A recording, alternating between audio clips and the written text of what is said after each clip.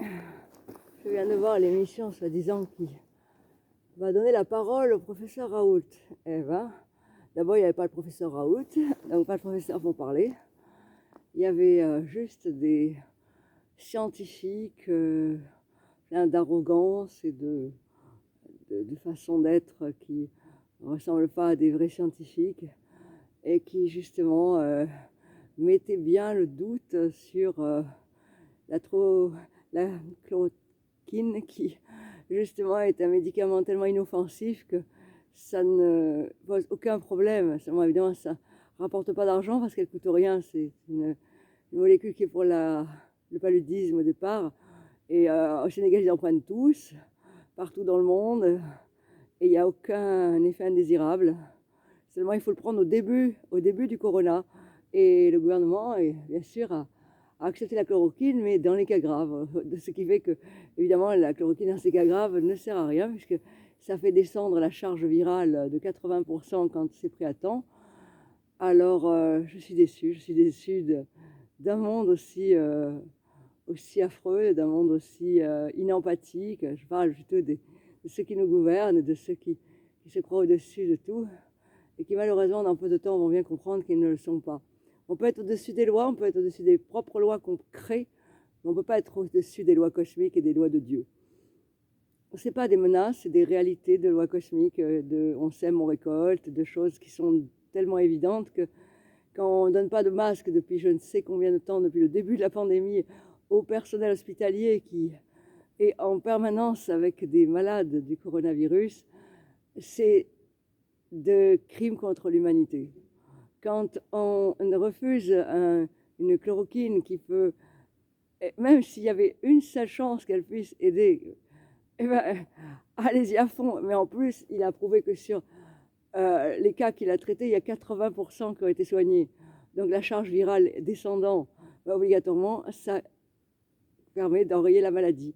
C'est sûr que le gouvernement a bien mis les doutes puisqu'il a dit que c'était les médecins qui seraient responsables de cela. Macron a dit que ce serait sous la responsabilité des médecins. Donc évidemment, comme les médecins n'ont pas tous envie de se mouiller sur le risque d'une chose et avoir des décès ou autre, c'est une bonne façon de faire pour permettre quelque chose en enlevant un canot élastique, quoi, quelque part.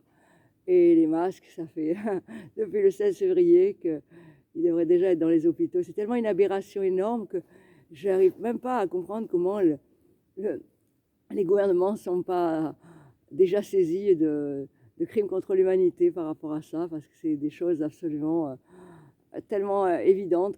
Et au cloisonnement, alors il y a c'est de plus en plus, il y a même un enfant qui est mort. C'est terriblement... Ah, attention, il y a un petit chien qui passe, c'est normal. Ouais, bonjour. Alors donc, il y a le cloisonnement qui se fait par rapport à ça. Et ce cloisonnement, il va tuer plus que la pandémie. Parce que les gens qui vivent au jour le jour, bien sûr, les nantis qui ont la chance de pouvoir être dans une villa avec piscine, c'est sûr que c'est des vacances. Hein. Ou ceux qui sont toujours à la télé, donc qui n'ont absolument aucun changement dans leur vie, c'est sûr qu'il n'y aura aucun risque. Mais par contre, ceux qui vivent au jour le jour, ceux qui n'ont pas d'argent, ceux qui se débrouillent dans la vie, les gens dans la rue, les malades, les handicapés, et surtout, les hôpitaux ont décidé, par ordre bien sûr du gouvernement, de refuser, quand il y a des malades du corona, s'ils sont diabétiques, s'ils ont des syndromes morbides, ou s'ils ont la mucoviscidose. C'est bien. Non seulement ils sont malades, mais en plus, ils n'ont pas le droit à être soignés parce qu'ils sont malades. C'est merveilleux, une société pareille. Et je suis effarée de voir comment des soi-disant scientifiques n'ont pas au moins l'ouverture de l'intelligence sur quelque chose qui n'est absolument pas, qui est dans l'innocuité totale, avoir la possibilité de dire non, non, non, on ne sait pas, machin. Oui, c'est vrai qu'il faudrait faire des tests encore pendant 6 mois, de toute façon, parce qu'il y a un maximum de gens qui meurent. La Corée du Sud n'a pas fait de cloisonnement. Et c'est la pire qui a été touchée avec la Chine. Et ça y est, tout est réglé. Et il n'y a pas eu de cloisonnement. Le cloisonnement va tuer pire que la pandémie. Il va tuer le cœur et l'âme. Il va tuer la solidarité. Il va tuer le rapport parent-enfant. Quand il n'y a pas les conditions nécessaires et que les gens sont malheureux, Comme je l'ai dit dans la chanson Révolution, un peuple heureux, c'est la garantie d'un pays en bonne santé. Ah, on ne veut pas la santé d'un pays, on veut la mort des gens, on veut oublier qu'en vérité, on est des êtres humains. Malheureusement, on est gouverné par des comptables et pas par des êtres humains. Comme le disait Sadhguru, quelqu'un qui est très sage, il disait « Il y a des créatures humaines et des êtres humains. Pour être des êtres humains, il faut pouvoir en démontrer la réalité par rapport à ce que l'on fait dans notre vie. » Ah, comme c'est bien vrai. Malheureusement, à force d'avoir oublié son humanité, l'homme a perdu son âme. Et à l'heure actuelle, en ne suivant pas les lois des valeurs, les lois de la vie et les lois que j'appelle les lois cosmiques, qui sont des lois évidentes, on ne peut pas semer des graines pourries, en faire des arbres ou des fleurs. Donc par rapport à ça, à l'heure actuelle, le cloisonnement, c'est la pire des choses qui existent. Ils ont tellement fait une parano que les gens sont cloîtrés, mais comme des malades à l'intérieur de leur maison, comme si c'était en plus quelque chose qui était utile. Non, c'est pas vrai. Les gens qui sont cloisonnés dans des 5 mètres carrés, 10 mètres carrés, ou qui sont dans des caves, ou qui sont dans des... Et il y en a des milliers. Et il y a beaucoup plus de pauvres. Et les gens qui sont au chômage, qui n'ont même pas l'argent. La cave qui a fermé. Donc il y a plein de gens qui n'ont pas leur allocation, qui ne peuvent même pas manger. Moi, je suis dans la rue avec des sans-abri pour leur donner quelque chose. Merci, monsieur Linard, d'en avoir mis beaucoup dans le palais du festival. Pour une fois, ils auront accès à quelque chose de grand dans un Cannes qui, justement, est toujours représentatif de quelque chose de beau. Mais à l'heure actuelle, c'est la France entière en confinement. Les violences conjugales sont colossales. Des parents qui, parce qu'ils ont l'obligation de s'occuper des devoirs de leurs enfants, qui n'ont peut-être pas d'ordinateur ou n'importe quoi, ou qui simplement sont excédés par tout ce qui se passe, et dans la peur aussi, eh ben, il y a des violences sur les enfants comme jamais. Il y a des violences conjugales, il y a des violences dans la rue, pas plus tard qu'aujourd'hui, devant un Intermarché. Et à l'heure actuelle, ces violences-là, ça tue les gens moralement, ça détruit les familles, ça détruit les gens. La misère qu'il peut y avoir, il n'y a rien qui est prévu pour la misère. On a des milliards à donner à la Chine, mais on n'a pas de milliards à donner à notre propre pays. On a donné 24 milliards à la communauté européenne à l'époque où les gilets jaunes étaient dans la rue pour 4 milliards. C'est des comptabilités, même en comptable, ils ne sont pas bons. Hein. Honnêtement, ils ne sont pas bons. Hein. Il faut faire quelque chose, parce que là, on nous prend pour des cons, ça c'est clair. Hein. Je vais être un peu grossière sur enfin, grossière entre guillemets. Mais là, c'est quand même très grave d'imaginer qu'on a un pays dans le confinement où on est, où les gens qui sont confinés dans des HLM et dans des situations de manque au niveau manger, ça va faire des gens qui vont faire des agressions ou autres. Et c'est le pire qui puisse arriver. Mais bien sûr, on est dans la douce excès, hein, le meilleur des mondes. On a pu nous pucer, et oui, parce que chaque personne qui nous arrête, on est avec un papier, avec notre nom, ce qui fait que même les gens qui sont en situation irrégulière, eh ben, on peut facilement les localiser, on peut tout localiser, tout ficher, tout. Et voilà, on est dans le meilleur des mondes, Aldous Huxley, on est devenus des robots et on est devenus des gens pucés, comme ils voulaient le faire à une époque.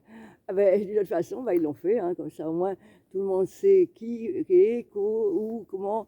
Et comme ça, au moins, en plus, les amendes. Non seulement il y a la pandémie, mais on nous fait des amendes. Vous vous rendez compte? Des amendes. Moi, simplement parce que j'avais coché 2 cases. J'étais honnête. À la fois, j'allais aider des gens malheureux, des handicapés, pour pouvoir leur donner à manger. Et à la fois, j'avais mon petit chien qui était opéré, donc que je devais aller au vétérinaire.